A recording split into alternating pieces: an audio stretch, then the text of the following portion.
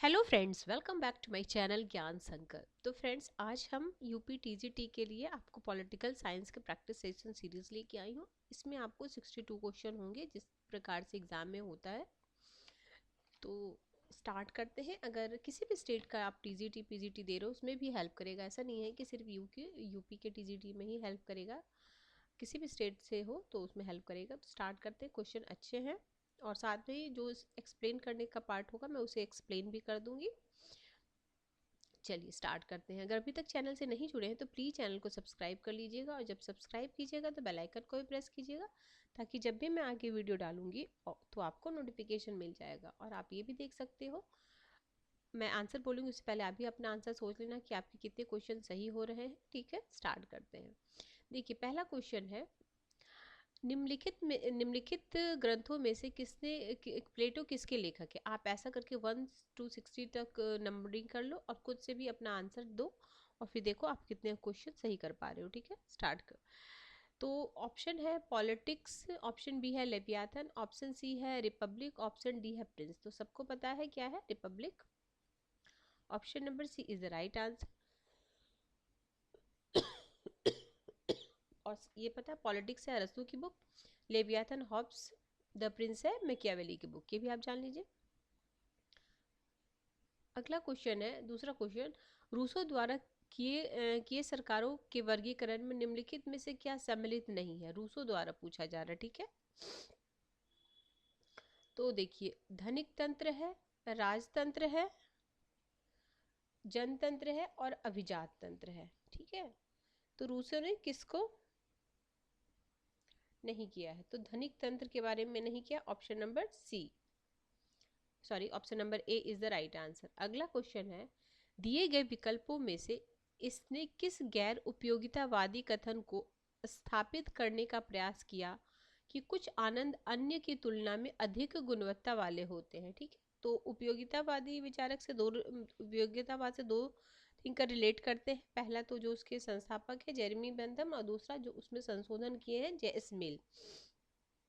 तो इसका right answer होगा जे.एस. मिल। देखिए, बेंथम क्या है, मात्रात्मक सुख की बात करते हैं जबकि जे.एस. मिल गुणात्मक सुख की बात करते हैं। Option B is the right answer. अगला क्वेश्चन है, राज्य की प्रकृति और उसके कार्य की उदारवादी अवधारणा को सर्वाधिक सुस्पष्ट रूप से प्रस्तुत करने वाला है।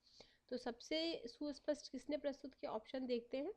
ऑप्शन ए है जॉन लॉक, ऑप्शन बी है बेंथम, ऑप्शन सी है मॉन्टेस्क्यू, ऑप्शन डी है अरस्तु। तो क्या उदारवाद की अवधारणा सबसे पहले किन, उदारवाद का जनक भी बोलते हैं किनको, जॉन लॉक को। Option number A is the right answer.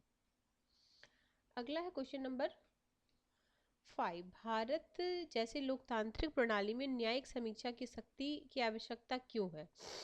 Option देखिए, न्यायपालिका को शक्ति देने हेतु, बी है विधायिका को सशक्त करने हेतु, सी है शासनात्मक सत्ता की शक्ति पर अंकुश लगाने हेतु, संविधान की सर्वोच्चता के सिद्धांत को बनाए रखने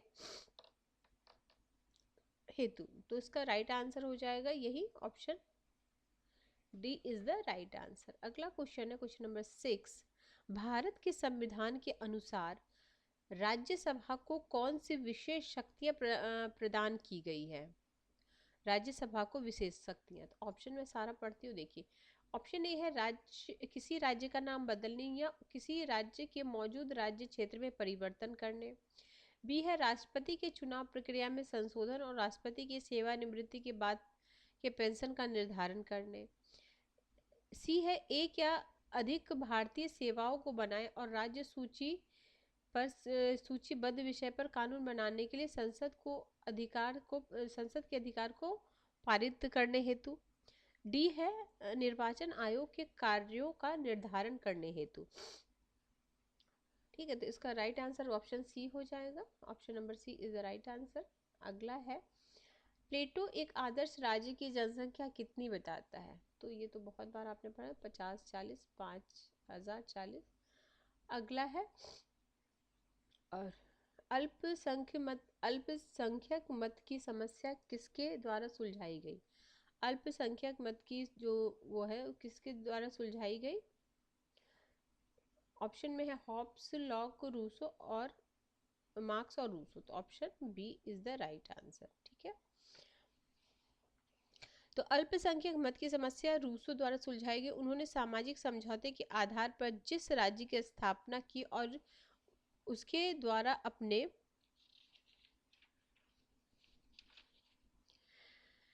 ग्रंथों में राज्य पर विचार को प्रस्तुत किए जाने, उसके आधार पर कहा गया है कि उसने ये राज्य की सहमति का सिद्धांत आधारित किया था। ठीक है, तो यही option number B is the right answer हो जाएगा इसका। अगला क्वेश्चन नंबर 9, निम्नलिखित थोड़ा सा लिखा हो नहीं, निम्नलिखित में से किस एक सिद्धांतकार के अनुसार मैं समस्त मानव जाति की एक सामान्य प्रवृत्ति एक के बाद दूसरे शक्ति प्राप्त करने की शाश्वत तथा अनवरत अभिलाषा को प्रस्तुत करता हूँ। यह कोटेशन है, एक बार मैं फिर से इस कोटेशन को बोलती हूँ। निम्नलिखित में से किस एक सिद्धांतकार के अनुसार मैं समस्त मानव जाति की एक सामान्य प्रवृत्ति के बाद शक्ति प्राप्त करने की शाश्वत और अनवरत अभिलाषा, तो ये हॉब्स का कथन है। अगला, निम्नलिखित में उपयोगितावाद के संस्थापक कौन है? तो देखिए, उपयोगितावाद के दर्शन के संस्थापक सब कौन है? ये बेंथम है। Option number D is the right answer. अगला है, अगस्त 1936 में अंबेडकर ने किस दल की स्थापना की थी? तो वो दल था आपका स्वतंत्र मजदूर दल, है ना। 11 का हो जाएगा। Option number A is the right answer.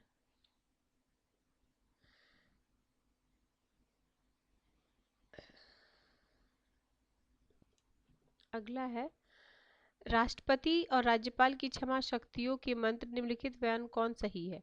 राष्ट्रपति सही से नहीं,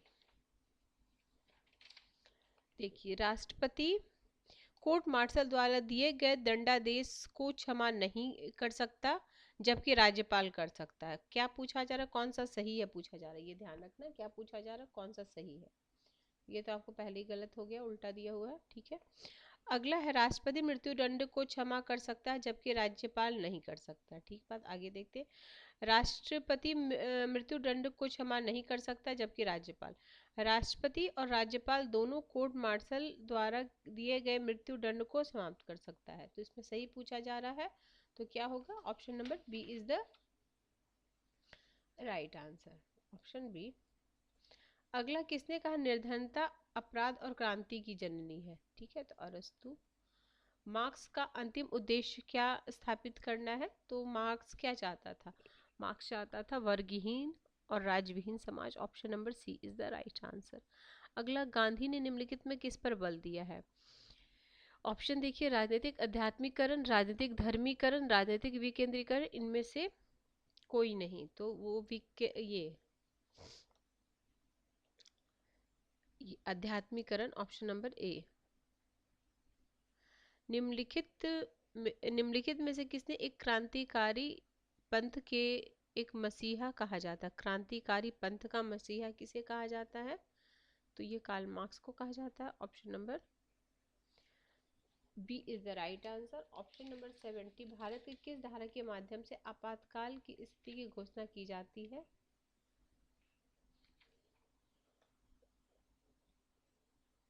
भारत की किस धारा के माध्यम से सामान्य आपातकाल की घोषणा की जाती है? तो कि आर्टिकल दिया 356, 365 और ऑप्शन में एक है आपका 356 हो गया, 352 हो गया और एक है आपका ऑप्शन में 362। तो ऑप्शन सामान्यतः ये ऑप्शन नंबर देखिए, ये राष्ट्रपति शासन इससे होता है, राष्ट्रीय आपात इससे होता है और 360 से आपका वित्तीय आपात होता है। आपात से संबंधित 3 आर्टिकल याद रखिए, 356, 352 और 360। 356 जो राष्ट्रपति शासन जिसको बोलते हैं, जिसमें राज्य में राष्ट्रपति शासन लगता है। 350 जब बाह्य आक्रमण के द्वारा अगर किसी देश को मतलब जिसमें कुछ भी प्रॉब्लम हो तो उसके लिए आपातकाल की घोषणा होती है। अगला है क्वेश्चन नंबर 18। भारत के संविधान के अनुसार निम्नलिखित में कौन सा पूरे भारत के लिए किसी भी हिस्से की अंतर्राष्ट्रीय संधि को लागू करने के लिए संसद के संबंध में संसद के लिए सत्य है? ठीक है, देखिए ऑप्शन पढ़िए एक एक ऑप्शन। किसी भी राज्य की सहमति के बिना, ठीक है, राज्यों की बहुमत की सहमति के साथ, सभी राज्यों की सहमति के साथ, संबंधित राज्य की सहमति से। क्या बोला? भारत के संविधान के अनुसार निम्नलिखित में कौन सा पूरे भारत के किसी भी हिस्से पर अंतर्राष्ट्रीय संधियों को लागू करने संबंध में संसद के लिए सत्य है? तो संसद खुद ही कैपेबल है, वो किसी राज्य से, क्योंकि वो हमारे में एक कार्य बटा हुआ ना, क्षेत्र बटा हुआ है, तो वो केंद्र के क्षेत्र में आता है, तो इसलिए किसी भी राज्य से उसको सहमति की जरूरत नहीं होती है। ठीक है, अगला, निम्नलिखित में से किस विचारक ने आधुनिक पाश्चात्य राजनीतिक चिंतन में नागरिक समाज की अवधारणा का सर्वप्रथम प्रस्तुत किया था? तो नागरिक समाज के बारे में सर्वप्रथम हीगल ने बोला था, ऑप्शन नंबर सी। अगला क्वेश्चन नंबर 20, निम्नलिखित कौन एक गांधी जी के रचनात्मक कार्यक्रम का अंग नहीं है? देखिए, ग्राम उद्योग है, ये तालीम संघ भी है, बिल्कुल सही, तालीम संघ भी है, गौ रक्षा संघ भी है, बट सांप्रदायिक सद्भावना संघ नहीं है। मनु के विराट मनुष्य की अवधारणा में राजा के पास कितने देवताओं का गुण होना चाहिए? तो वो बोलते 8 देवताओं के गुण होने चाहिए। ठीक है, तो 8 देवता में कौन कौन से होते हैं ये आप ध्यान रखिए। देखिए कौन कौन से देवता उसमें शामिल हैं। वरुण, वायु, वरुण, यम, अग्नि, सूर्य, कुबेर तथा इंद्र। ठीक है, याद रखिए, वायु, वरुण, यम, अग्नि, सूर्य, कुबेर, इंद्र, ये 8 देवता के गुण किसी भी राजा में होने चाहिए। कौटिल्य के षड नीति में निम्नलिखित में कौन शामिल नहीं है? ठीक है, देखिए क्या है, विग्रह है, संधि है, मैत्री है, और संधि, मैत्री, यान। तो इसमें कौन सा नहीं पूछा जा रहा है? तो ये वाला मैत्री नहीं है, मैत्री तो उसमें, तो इसमें कौन कौन सा षडगुण नीति में वो भी आप देख लीजिए। देखिए इसमें है आपको यान है, विग्रह है, आसन है, द्वैधी भाव है, और संश्रय है। ठीक है, क्या है? संधि, यान, विग्रह, आसन, द्वैधी भाव और संश्रय। अगला है, धन विधेयक को पारित करने हेतु राज्यसभा को दी गई अधिकतम सीमा क्या है? ऑप्शन देखिए, तो अधिकतम सीमा वो 14 दिन के लिए रख सकता है, उसके बाद उसे देना ही पड़ेगा। ये जानते होंगे आप लोग। किस अनुच्छेद के अंतर्गत कलेक्टर की न्यायिक शक्तियां न्यायाधीश को दी जाती है? कलेक्टर की न्यायिक शक्तियों को न्यायाधीश को दी जाती है, तो ये है आपका आर्टिकल 50।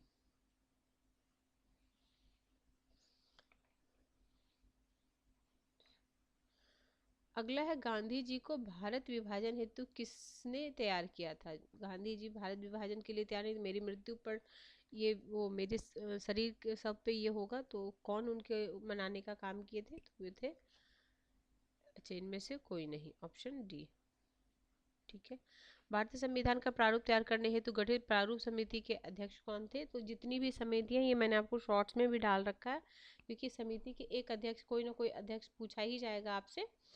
तो ये प्रारूप समिति को सबको पता है, भीमराव अंबेडकर, लेकिन बाकी भी जो समितियां बनी थी उस समय, तो वो भी आप एक बार जरूर देख लीजिएगा। अगला है, निम्नलिखित में से किसके विषय में कहा जाता है कि राजनीति में उग्रवादी पर सामाजिक क्षेत्र में अनुदारवादी थे? उग्रवादी में सामाजिक क्षेत्र में अनुदारवादी थे, तो ये थे लोकमान्य बाल Gangadhar Tilak, option number B. वर्ष 1947 में गठित नेहरू की सरकार को कानून मंत्री जब बना था, उसमें कानून मंत्री कौन थे? तो बी आर अम्बेडकर, ये PYQ भी है। हाँ, और मैंने मंत्री भी दे रखा है कैबिनेट, मतलब 1947 वाला, और अंतरिम सरकार में जो जो थे वो भी आप देख सकते हो कि कौन कौन थे, उससे भी एक क्वेश्चन पूछा जा सकता है। देखिए, गांधी और नेहरू के विचार में भिन्नता थी, किंतु वे जिस अवधारणा को स्वीकार करते थे वे था, मतलब दोनों में किसमें एक था दोनों में? तो ये था पंथ निरपेक्ष समाजवाद की आवश्यकता। सुभाष चंद्र और कांग्रेस के अध्यक्ष पद पर किस वर्ष नियुक्त किए गए थे? तो ये नियुक्त किए गए थे 1900 ये दोनों में किए थे, 34 38 में ना, 38 में हुआ था, 38 में कहाँ पे हुआ था, 38 में हुआ था ना, इसमें 38 ही हो जाएगा, ऑप्शन नंबर सी। भारत में नियंत्रक महालेखा परीक्षक निम्नलिखित में से किसके, हाँ अब ये देखो कांग्रेस से क्या करना है आपको, कांग्रेस के जितने भी अधिवेशन हो चुके हैं, मेन में जो अधिवेशन हुआ उसमें किसने अध्यक्षता की थी, पहले मुस्लिम किसने अध्यक्षता की, प्रथम विदेशी किसने अध्यक्षता की, प्रथम महिला, प्रथम विदेशी महिला, प्रथम भारतीय महिला। तो इस तरीके से क्वेश्चन कांग्रेस से आएगा आपको। अगला है भारत के नियंत्रक महालेखा परीक्षक निम्नलिखित में से किसके आधार पर मूल्यांकन अध्ययन कर सकते हैं, मूल्यांकन अध्ययन देखिए, स्वयं की पहल पर, वित्तीय समिति के अनुरोध पर, व्यवस्थापिका के निर्देशन पर, मंत्रालय मंत्रालय के गठन एवं विधि विभाग के अनुरोध पर। तो हो जाएगा फर्स्ट ये option number D, first second और थर्ड। अगला है मीडिया के संबंध में निम्नलिखित कथनों को ध्यानपूर्वक पढ़कर सत्य कथनों का चयन करना, सत्य कथन का चयन करना है। देखिए समकालीन लोकतंत्र में प्रिंट मीडिया की भूमिका हाशिए पर आ गई है, प्रिंट मीडिया की, ठीक है, समकालीन प्रिंट मीडिया यानी जो पेपर जो छपता है आजकल, ई कंटेंट ज़्यादा लोग पढ़ रहे हैं। इलेक्ट्रॉनिक मीडिया की भूमिका निर्णायक हो गई, बिल्कुल बात है। मीडिया सभी राजनीतिक प्रशासन व्यवस्था में तटस्थ निष्पक्ष रहती है, ऐसी बात नहीं है। मीडिया के अभिकरण औद्योगिक और कॉर्पोरेट समूह के नियंत्रण में रहते हैं, ठीक है। तो देखो पहले प्रिंट मीडिया ही का प्रचलन था, अब देखोगे पहले आप देखते हो हर के घर में पेपर न्यूज़पेपर आता था, बट अब प्रिंट मीडिया का थोड़ा कम हो गया है, बिल्कुल सही बात है, क्योंकि अब ई कंटेंट ज़्यादा लोग पढ़े तो पहला भी हो जाए, क्योंकि हाशिए पे आ गया है, और पहला दूसरा और चौथा हो जाएगा, ठीक है, क्योंकि मीडिया अब तटस्थ नहीं रही है, तो पहला दूसरा और चौथा। जनता का शासन एक कल्पना है, कुछ लोगों का शासन हकीकत है, ठीक है।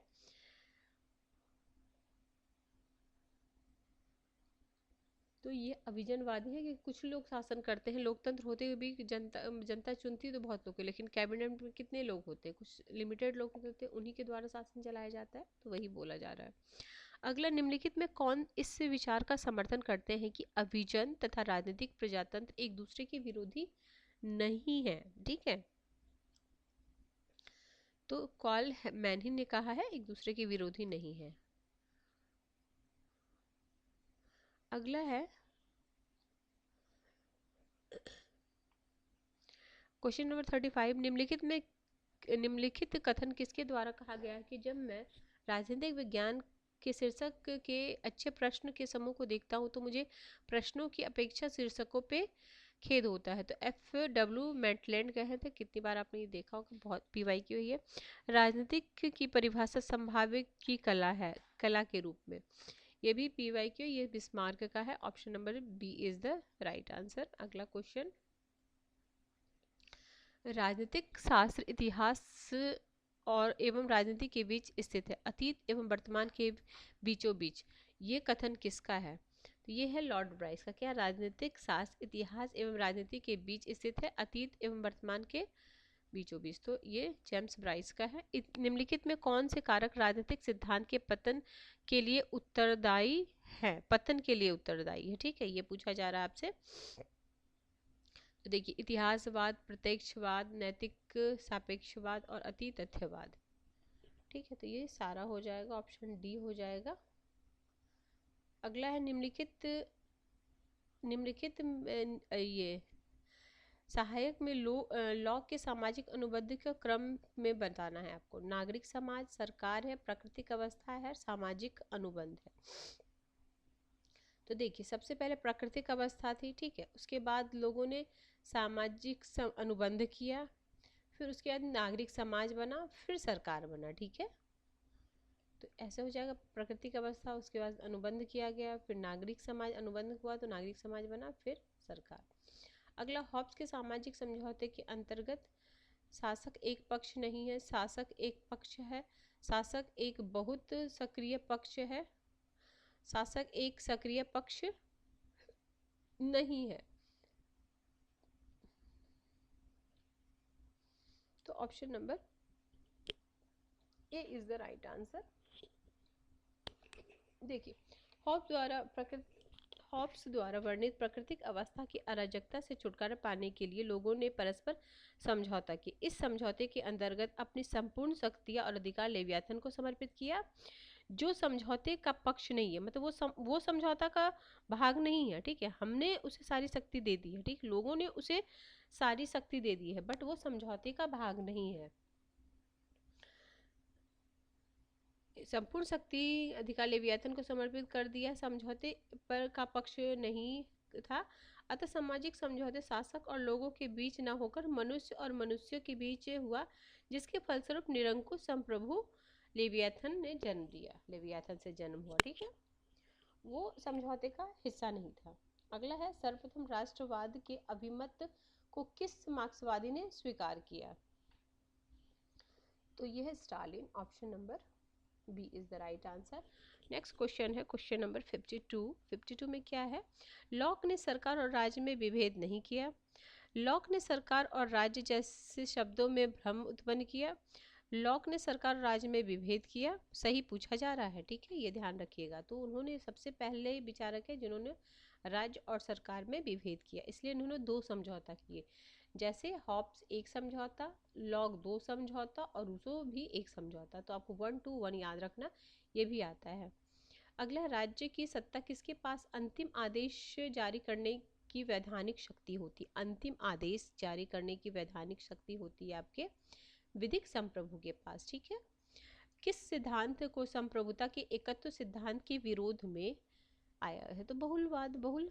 Option number is the right answer. अगला क्वेश्चन नंबर 45 है, निम्नलिखित में कौन सी संप्रभुता की विशेषता है? इसमें ऑप्शन आपका दो ही दिया है, अच्छा, दो ही से पूछा जा रहा है, ठीक है, तो इसका तो आप जान ही रहे होगे क्या है, दोनों है, स्थायित्व भी है और सार्वभौमिकता भी है। इसके अलावा और भी 4-5 दे सकता है संप्रभुता के, तो वो आप ध्यान रखिएगा। अगला है 45 हो गया। 46 संघीय व्यवस्था में शक्ति विभाजन का प्रावधान कौन करता है? संघीय की बात पूछा जा रहा है, तो वो कौन करता है? संविधान करता है। कौटिल्य के मंडन विजुगुप्सु से क्या तात्पर्य है? जिसे जीता न जा सके, जो जीत न सके, जो जीतने की इच्छा रखता हो, जो जीतने की इच्छा रखता हो, विजुगुप्सु। Option C. भारतीय संविधान में शोषण के विरुद्ध किस अनुच्छेद में? तो 23 और 24 में है। भारतीय संविधान कौन सा भाग संविधान की आत्मा कहलाता है? तो ये है आपका प्रस्तावना या उद्देशिका। अगर पूछे भीमराव अंबेडकर से पूछता तो आर्टिकल 32 हो जाता, लेकिन ऐसे संविधान की आत्मा प्रस्तावना। निम्नलिखित में से किस मौलिक अधिकार को डॉक्टर भीमराव अंबेडकर ने, देखो अब यही अगला ही क्वेश्चन आ गया, तो संवैधानिक उपचार, तो संवैधानिक उपचार आर्टिकल 32। किस वर्ष सूचना का अधिकार अधिनियमित पारित हुआ? 2005। गांधी जी न्याय आधारित सिद्धांत को संक्षेप में क्या कहा जा सकता है? तो क्या है गांधी की न्यायशीलता को संक्षेप में क्या कहा जा सकता है? तो मानव चेहरे के साथ पूंजीवाद। Option C.